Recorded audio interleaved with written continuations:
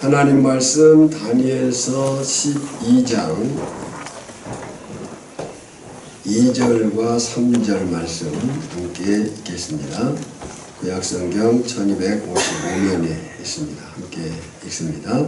땅의 티끌 가운데에서 자는 자 중에서 많은 사람이 깨어나 영생을 받는 자도 있겠고 수치를 당하여서 영원히 부끄러움을 당할 자도 있을 것이며 지혜 있는 자는 궁창의 빛과 같이 빛날 것이요 많은 사람을 옳은 대로 돌아오게 한 자는 별과 같이 영원토록 빛나리라. 아멘. 모든 성경은 성령의 감동하심으로 기록된 하나님의 말씀임을 믿습니다. 아멘. 인사하겠습니다. 예수님의 부활이 나의 부활임을 믿습니다. 예수님의 부활이 나의 부활임을 믿습니다. 예수님 안에만 소망이 있습니다. 예수님 안에만 소망이 있습니다. 아멘. 오늘 말씀의 제목은 부활의 날에는입니다. 다니엘서 전체 1장부터 12장의 최종 결론은 하나님의 최후 심판과 부활입니다. 다니엘서를 크게 구분해 보면 1장부터 6장은 역사적 사건을 이야기했고요. 7장부터 12장은 환상과 예언으로 하나님의 주권과 하나님의 나라의 도래를 강조하고 있습니다. 그런 전체 속에서 오늘 본문 12장 2절로 3절은 다니엘서 전체 메시지를 결론적으로 압축해주는 핵심 구절입니다. 그래서 이 두 구절은 단지 종말 묘사가 아니라 다니엘서 전체를 관통하는 신학적 중심을 드러내고 있는 구절이라고 볼 수 있겠습니다. 다니엘서를 보면 반복적으로 제국의 흥망을 보여줍니다. 바벨론, 메데, 바사, 헬라, 로마. 그 제국들의 흥망성쇠, 아무리 크고 강한 제국도 영원하지 않다라는 사실들을 보여줍니다. 그리고 이 모든 이야기의 결국을 이렇게 정리하는데 모든 인간은 결국 하나님 앞에서 부활하고 심판받는다. 이렇게 보면 다니엘서는 정치 예언서가 아니고 종말론적 신앙을 요구하는 책이라고 우리가 볼 수 있습니다. 그래서 다니엘서가 계속적으로 묻는 질문이 있는데 그것은 어느 편에 설 것인가 아니 누구 편에 설 것인가를 묻습니다. 하나님인가 세상인가 믿음인가 타협인가 영원인가 현재인가. 중요한 것은 이에 대해서 어떻게 반응하느냐가 당장의 생존이 아니고 영원을 결정하는 부활의 신앙이 된다는 거예요. 분명 우리는 각자의 삶을 살아가고 있습니다. 각 개인의 삶을 살아가고 있는 거죠. 하지만 성경은 모든 인간이 결국 하나의 동일한 날, 곧 부활의 날을 향해 나아가고 있다고 선언하고 있습니다. 뿐만 아니라 다니엘서에는 다른 사람을 살리는 삶을 향한 선교적 메시지도 있습니다. 때문에 다니엘서가 보여주는 부활신앙은 자신만의 믿음을 지켜라. 자신의 믿음을 지켜야죠. 그러나 자신만의 믿음을 지켜라가 아니라 다른 사람을 의로 인도하라 하고 선언하고 있는 거예요. 그래서 참된 신앙을 가진 사람의 삶은 개인적 경건에만 머물지 않고 타인의 삶을 살리는 방향으로 그 삶이 흘러갈 수밖에 없는 거죠. 그렇다면 우리가 반드시 기억하고 살아가야 할 사실들이 무엇이겠는가? 첫째는 부활의 날은 반드시 온다는 사실이에요. 2절 앞부분을 보면 땅의 티끌 가운데서 자는 자 중에서 많은 사람이 깨어나 그랬어요. 여기 자는 자는 죽은 자를 의미하죠. 그런데 성경은 그 죽음을 끝이 아니라 깨어날 것을 전제로 한 잠으로 묘사합니다. 여러분, 죽음은 소멸이 아닙니다. 육체는 흙으로 돌아가지만 하나님은 반드시 다시 깨우실 것입니다. 이 깨어남은 막연한 개념이 아니에요. 예수님이 친히 부활하심으로 확증하신 진리인 겁니다. 예수님은 실제로 죽으셨고 실제로 육체로 다시 살아나셔서 부활의 첫 열매가 되셨습니다. 고린도전서 20장 19, 20절을 보면 만일 그리스도 안에서 우리가 바라는 것이 다만 이 세상의 삶뿐이면 모든 사람 가운데 우리가 더욱 불쌍한 자이리라. 그러나 이제 그리스도께서 죽은 자 가운데에서 다시 살아나사 잠자는 자들의 첫 열매가 되셨도다. 이 첫 열매는 다음 열매가 있다는 것이고 첫 열매는 모든 열매를 나타내는 그런 말씀인 거죠. 지금 다니엘은 예수님 안에서 시작된 부활을 보았고 믿은 사람이에요. 땅의 티끌 가운데에서 자는 자 중에서 많은 사람이 깨어나 이 사실을 다니엘은 보고 믿었던 거죠.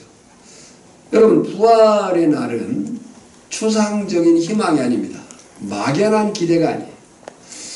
이미 예수 그리스도 안에서 시작된 현실이 오늘 저나 여러분이 그 부활의 신앙 가운데 있음을 축복합니다. 기억하고 살아야 될 두 번째 사실은 부활의 때에는 두 갈래로 나뉜다는 사실이에요. 2절 중간부터 보면 영생을 받는 자도 있겠고 수치를 당하여서 영원히 부끄러움을 당할 자도 있을 것이며 그래서 그러니까 부활은 분명한데 그 부활의 때에는 두 갈래, 두 종류의 그룹으로 나뉘어진다. 부활은 어떤 사람에게만 아니라 모든 사람에게 동일하게 일어날 것입니다. 이것을 우리는 보편적 부활이라고 표현해요. 하지만 그 결과는 완전히 다를 것이다. 부활은 어떤 사람들만의 몫이 아니에요. 모든 산자와 죽은 자에 해당되는 사건이 보편적으로 부활. 하지만 그 결과는 완전히 다를 것이다. 이것을 우리는 부활의 이중 결과라고 말해요. 그러면 그 이중 결과가 뭐냐? 하나는 영원한 생명으로의 부활이에요. 영원한 생명으로 부활한 자들이 누구예요? 그리스도와 연합된 자들, 예수 그리스도를 믿음으로 의롭다 하심을 받은 자들, 곧 저나 여러분일 것을 축복합니다. 그런데 다른 하나는 영원한 형벌인 심판의 부활이 있습니다. 누구인가? 그리스도를 거부한 자들, 자기 의로 살았던 자들, 하나님이 아닌 것들을 따르며 섬긴 자들, 그들은 영원한 수치 가운데 들어갈 것이다 하는 거예요. 그런데 그 영원한 생명으로의 부활, 영원한 수치로의 부활, 그 기준은 단 한 가지, 아니 딱 한 분이에요. 요한복음 5장 24절에 보면 내가 진실로 진실로 너희에게 이르노니 내 말을 듣고 또 나 보내신 이를 믿는 자는 영생을 얻었고 심판에 이르지 아니하나니 사망에서 생명으로 옮겼느니라. 그러면서 28절과 29절에 이를 놀랍게 여기지 말라. 무덤 속에 있는 자가 다 그의 음성을 들을 때가 오나니 선한 일을 행한 자는 생명의 부활로 악한 일을 행한 자는 심판의 부활로 나오리라. 그러니까 부활의 때에는 특정된 사람들이 아니고 모든 사람, 산자와 죽은 자의 모든 그 부활의 역사가 일어날 것이다.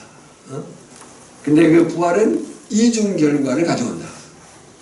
영원한 생명의 부활이냐, 영원한 수치로의 부활이냐. 그 기준은 딱 한 가지, 예수 그리스도를 구주와 주님으로 믿고 살았느냐 하는 거예요. 오늘 저나 여러분들이 이 말씀 안에서 다시 이 부활의 주일에 영원한 생명으로의 부활, 그 부활 가운데 있음을 감사하고 더욱 소망 가운데 살아가야 될 줄 믿습니다.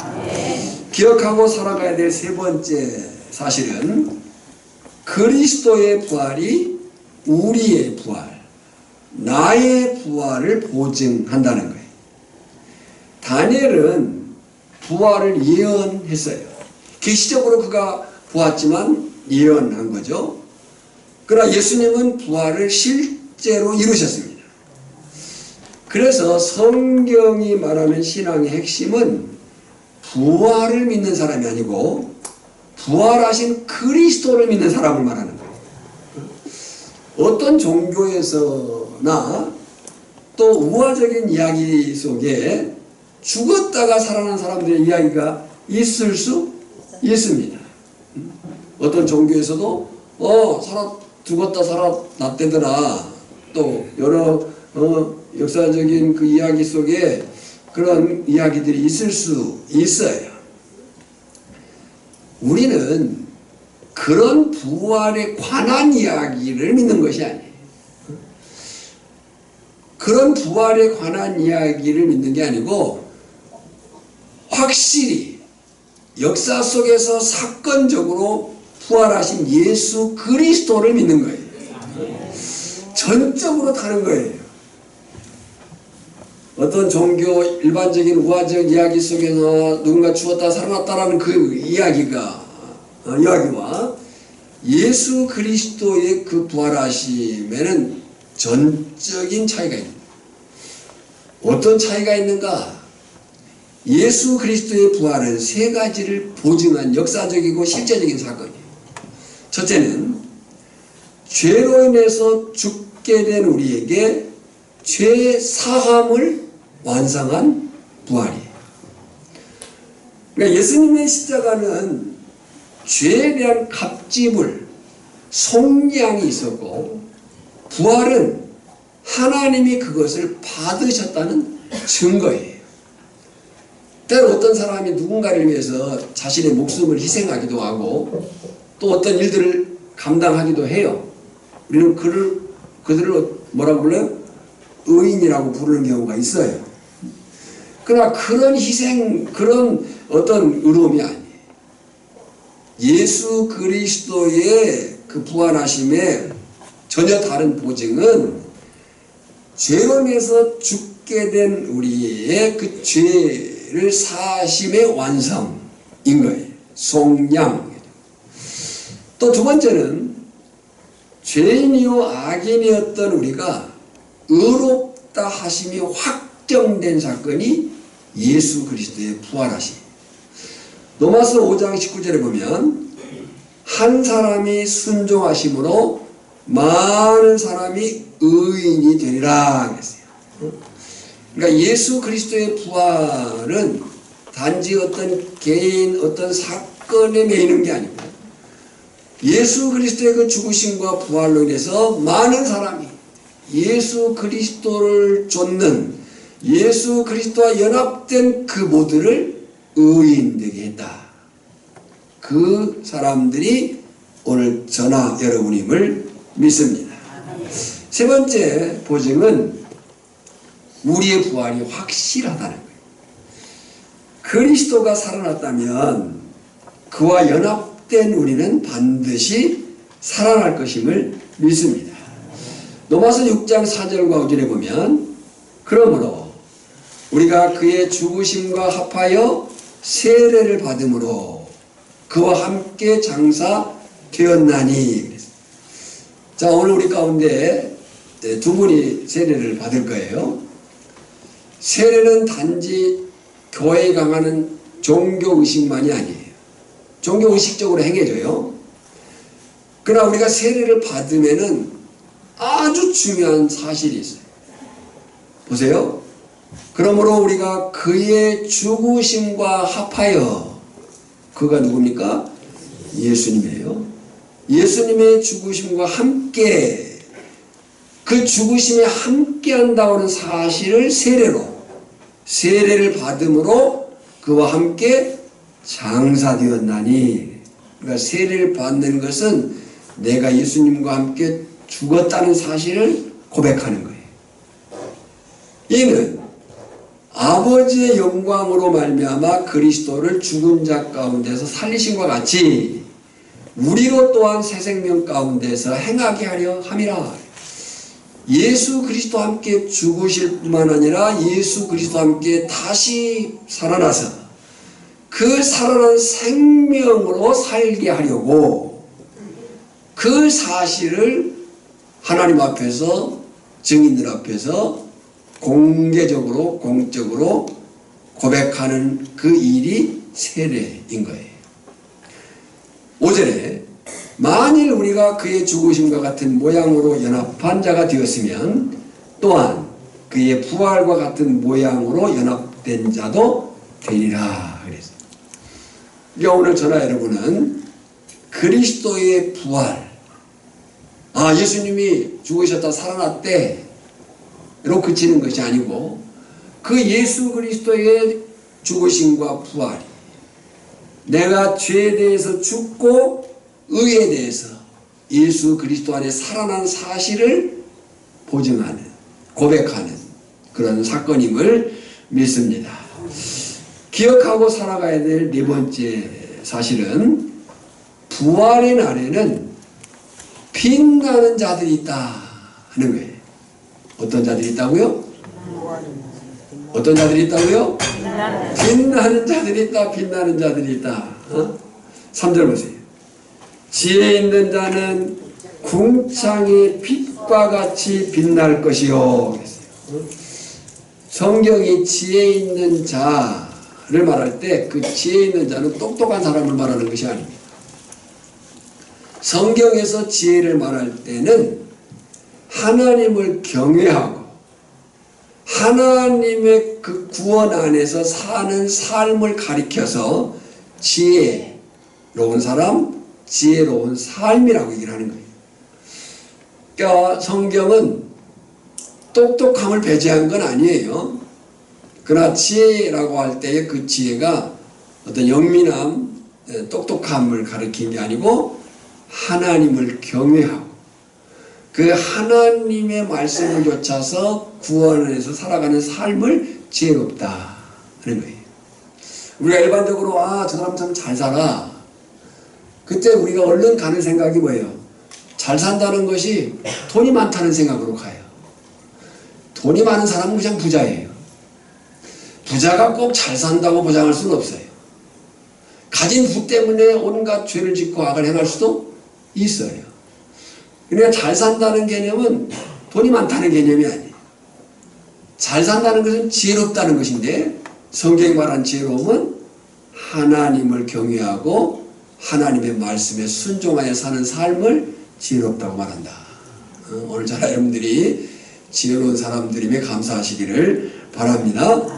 중요한 것은 그 사람, 지혜 있는 자, 그 사람의 삶의 내용을 오늘 본문은 이렇게 얘기해요. 많은 사람을 옳은 대로 돌아오게 한 자. 옳은 대로 무엇이겠어요? 구원으로, 예수 앞으로, 예수 안으로. 그러니까 지혜로운 사람이 하나님을 경외하고 하나님의 말씀에 순종해 사는 삶을 사는 사람인데, 그 삶의 내용이 뭐냐? 많은 사람을 옳은 대로 구원으로 돌아오게 한 자예요. 이 사람들이 어떤 사람이냐? 복음을 붙든 자들이에요. 복음을 전한 자들이에요. 할렐루야. 자, 다시 말씀드려요. 아멘을 하십시오.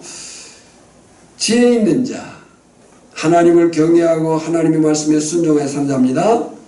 그 사람의 삶의 내용은 많은 사람을 옳은 대로 돌아오게 합니다. 이 사람들이 어떤 사람이냐? 복음을 붙든 사람이요, 복음을 전하는 사람이요, 다른 사람을 하나님께 인도한 자. 그런데요, 중요한 것은 그 사람들에게 주어지는 결과가 무엇인가? 그 결과에 대해서 오늘 다니엘서는 별과 같이 영원토록 빛나리라. 별이 된다는 얘기는 아니에요.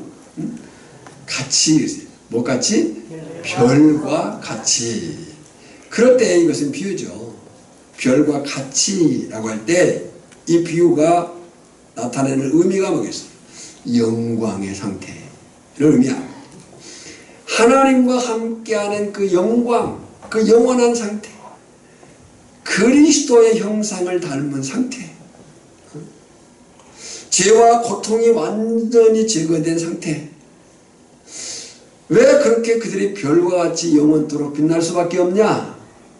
하나님의 은혜로 의롭다 하심을 받은 그가 영화롭게 되어 영광 가운데 빛나게 될 것인 줄 믿습니다. 여러분, 다니엘이 본 그날은 예수 그리스도의 부활로 이미 시작되었습니다. 그리고 부활의 날은 반드시 옵니다. 영적으로 본질적으로 이미 우리는 예수 그리스도 안에서 부활한 사람들이에요. 그러나 이제 주님이 다시 오시는 그날에, 완성될 그날에 모든 것들이 드러날 것이다. 그리고 그날에 오늘 우리 저나 여러분이 영광의 부활, 영생의 부활로 임할 줄 믿습니다. 그날을 향해서 가고 있는 거예요. 자, 우리는 과거와 미래, 과거로 돌아갈 수 없습니다. 과거를 가정할 수가 없어요. 아, 그렇게 했을 걸. 그런 책 제목도 있어요. 지금 알고 있는 것을 그때도 알았다면. 네. 아, 그렇게 할 걸. 이제는 돌이킬 수가 없어요. 미래, 우리가 소망을 가져요. 그러나 미래에 가 있지는 않아요. 어디에 있어요? 현재에 있는 거예요. 그러나 분명히 우리의 삶은 과거와 연결되어 있고 미래를 향해 가고 있어요. 과거에 부족이 있을 수 있습니다. 그 부족에 대해서는 정신을 차리고 돌이키면 되는 것이고, 미래의 소망을 가졌다고 한다면 그 소망에 맞는 현재의 삶을 살아가야 되겠죠. 분명한 것은 오늘 저나 여러분이 반드시 올 그날, 모든 것이 드러날 그날, 그날을 향해서 우리는 살아가고 있다는 거예요. 그러므로 2026년 부활주일에 우리의 삶이 예수 그리스도 안에서 부활하신 주님의 그 영광 가운데에서 더욱 선명한, 정말 하나님을 경외하고 하나님의 말씀대로 사는 삶이 더욱 분명한 그런 간증이 있는 삶으로 세워지기를 소망합니다. 바라기는 부활의 그날이 저나 여러분에게 두려운 날이 아니고 영광의 날이 되기를 축원합니다. 하나님 아버지 은혜와 사랑을 감사합니다. 부활의 날을 두려움이 아니라 소망으로 바라보게 하시고 그날에 부끄럽지 않도록 오늘을 믿음으로 살게 하여 주시옵소서. 우리의 삶이 빛나게 하시고 많은 사람을 주께로 인도하는 통로가 되게 하옵소서. 부활하신 예수 그리스도 이름으로 기도하옵나이다. 아멘.